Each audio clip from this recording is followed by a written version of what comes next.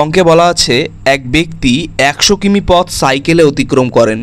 প্রথম 2 ঘন্টা তিনি 30 কিলোমিটার পার আওয়ার বেগে কিছুটা পথ অতিক্রম করেন এবং বাকি পথ 10 কিলোমিটার পার আওয়ার বেগে তিনি অতিক্রম করেন। এক্ষেত্রে গড় গতিবেগ কত? তাহলে দেখো 2 ঘন্টা তার অতিক্রান্ত দূরত্ব হচ্ছে 20 × 2। প্রথম 2 ঘন্টা তিনি কিন্তু ওই 20 কিলোমিটার পার বেগে হচ্ছে সাইকেল চালিয়েছিলেন, তাহলে 20 × 2 = 40 কিমি তিনি অতিক্রম করেন। আর বাকি পথ কত? 100 - 40, তাহলে বাকি পথ হচ্ছে তোমার 60 কিমি। তাহলে বাকি পথ যেতে তার কত সময় লাগে?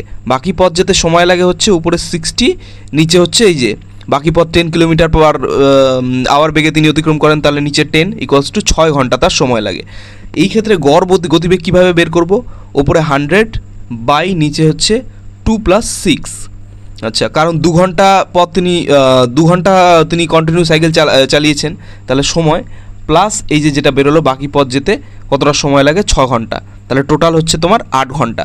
100/8 এটা কাটাকাটি করলে আমাদের বেরোবে 12 mix proportion 1/2 kilometre per hour.